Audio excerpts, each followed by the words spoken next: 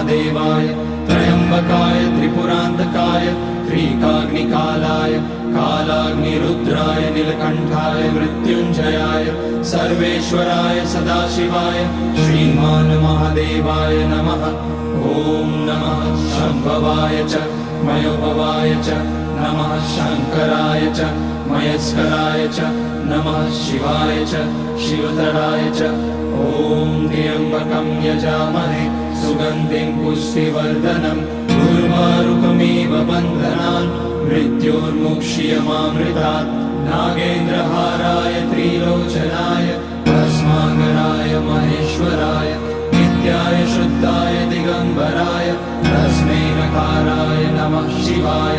Mandakini Salil Chandan चर्चिताय Nandishwar प्रमथनाथ महेश्वराय Mandar Pushya बहुपुष्य सुपूजिताय